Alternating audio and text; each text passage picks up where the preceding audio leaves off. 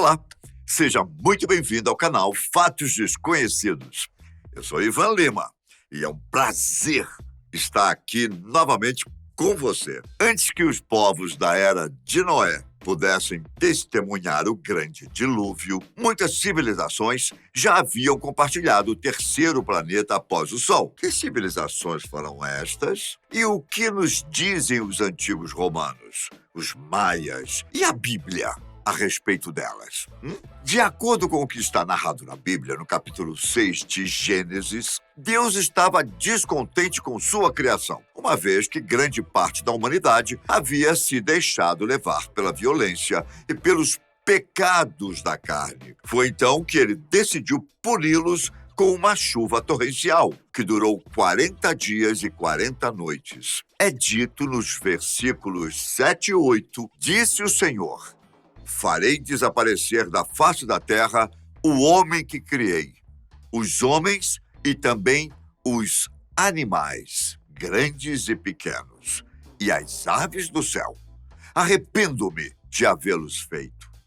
A Noé, porém, o Senhor mostrou benevolência. A não ser sobre as gerações posteriores a Adão e Eva, em Gênesis, não encontramos menções diretas a qualquer civilização, pelo menos até o capítulo 6. Porém, segundo diversos estudos, houve naqueles tempos povos que viviam e se desenvolviam entre os rios Tigre e Eufrates, os quais fizeram parte da civilização mesopotâmica. Os povos mesopotâmicos seriam divididos entre sumérios, acádios, caldeus, assírios e babilônicos. Contudo, o que se sabe é que eles não foram dizimados pelo dilúvio, mas sim por invasões e disputas por territórios e poder. Grandes cidades, citadas no capítulo 19 de Gênesis, não representavam por si civilizações inteiras. Elas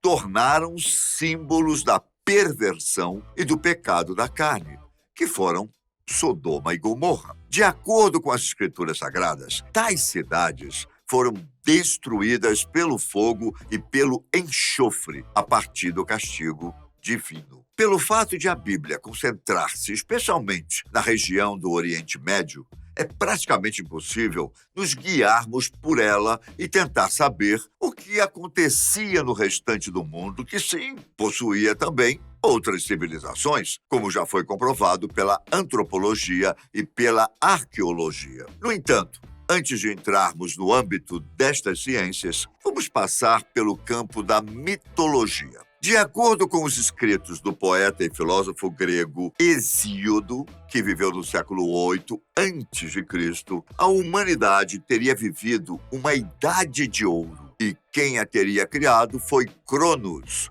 o deus do tempo, conhecido pelos antigos romanos por Saturno. Aos homens foi dado o status de semideuses, e com tanta abundância que existia, não havia a necessidade de trabalho, apenas conviver sob as ordens de Cronos. Nas palavras do poeta, foi uma época em que a humanidade viveu na mais plena harmonia com a natureza, dos deuses e consigo mesma. Era como uma primavera interminável, quando ninguém era infeliz e não se falava sobre doenças ou vícios. No entanto, tudo mudaria a partir do momento em que Cronos, que teria sido amaldiçoado pelo seu pai, Urano, passou a devorar seus filhos, os quais teve com sua irmã, Reia, com medo de que um deles o destituísse de seu trono. Reia, seguindo os mesmos passos de Gaia, quando escondeu Cronos de Urano, cuidou também de esconder seu filho Zeus, para que não fosse devorado pelo pai. Com o passar dos anos, já crescido e preparado, Zeus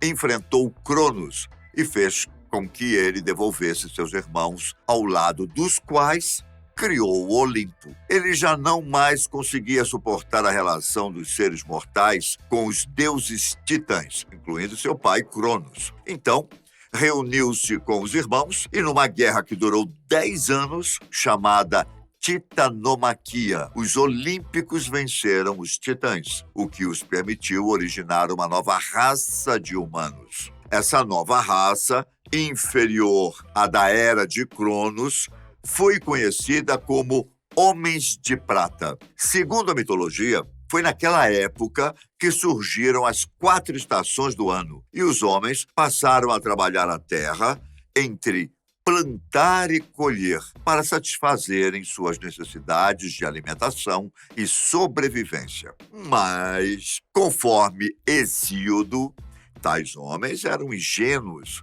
e completamente simplórios, sem qualquer visão de prosperidade. Plantavam e colhiam simplesmente para sobreviver e passarem o tempo como seres infantis. Só que, com o tempo, se tornaram pessoas más, prejudicando umas às outras e pouco se importando com os deuses. Assim, conseguiram enfurecer a Zeus e aos outros deuses, que passaram a enviar os incrédulos ao submundo. Muito dessa crença foi adaptado aos dogmas católicos que conhecemos hoje em dia, inclusive. Mas muito antes disso, a mitologia grega foi usurpada pela romana, que tinha o costume de se apoderar das crenças e costumes alheios e os adaptarem à sua maneira. Já para os antigos egípcios, que têm o início de sua história datada por volta do ano 3100 a.C., antes de sua própria existência, o mundo nada mais era do que um enorme oceano chamado Num. E quem habitava este mundo eram os deuses, vários deles, sendo que o principal era Ra, ou Ré, o deus Sol. Segundo a crença deles, Ra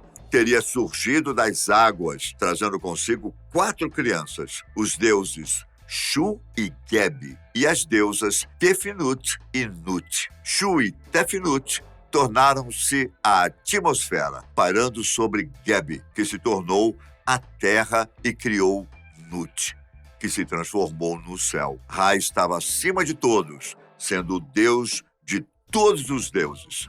Então, a partir da união de Geb e Nut, surgiu Osíris, Sete, Ísis e Néftis. E assim, em sucessivas gerações, foram surgindo novos deuses que, entre uniões e batalhas entre si, governavam a terra e os homens. A mitologia egípcia é uma das mais complexas, sendo que até seus faraós, desde a 5ª dinastia, se proclamavam descendentes diretos de um ou de outro deus, e assim governavam seus povos. Do Egito à América Central encontramos os maias. Eles se baseavam em um livro sagrado chamado Popol Vuh, palavras que significam livro da comunidade. Apesar de não ser compartilhado por uma minoria de comunidades maias, era aceito pela maioria e tinha uma visão altamente politeísta, já que se referiam a cerca de 165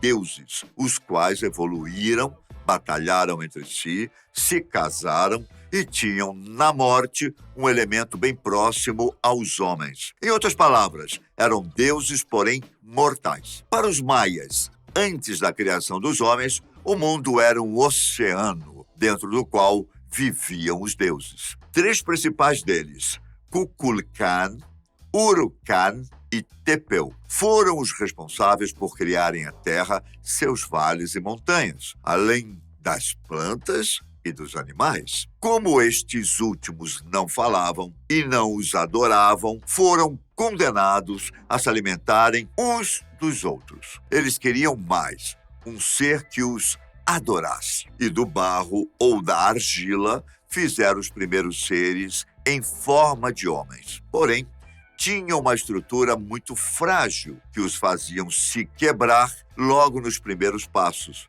quando não derretiam. Logo então, foram feitos os seres a partir da madeira, que se tornaram autolouváveis e assim acabaram por atrair a ira do trio de deuses. Então, foram destruídos por um dilúvio de lavas. Ainda não saciados, deram origem a novas criaturas, estas oriundas de uma mistura de farinha de milho, água e sangue divino. No entanto, se constituíam de apenas 4 homens, belos, propensos à gratidão e tão inteligentes quanto os próprios deuses. Só que essa inteligência podia ser uma ameaça. Então, enviaram uma nuvem sobre os olhos destes homens, reduzindo sua inteligência e, como recompensa, criaram 4 mulheres. Esses 4 casais deram origem ao resto da humanidade. O politeísmo foi uma característica forte e presente em diversas civilizações antigas. No entanto, não havia outra maneira de entenderem os primórdios das civilizações a não ser pelas palavras de seus sacerdotes e reis, que ditavam seus conhecimentos e os passavam de geração a geração, a fim de manterem a crença e, abaixo dela, a ordem e as leis a serem seguidas. Quem saía da linha era preso ou levado ao sacrifício. A ciência, contudo, evoluiu a partir dos pensamentos filosóficos, mesmo dos pré-socráticos. Ela ganhou ainda mais atenção a partir do grande observador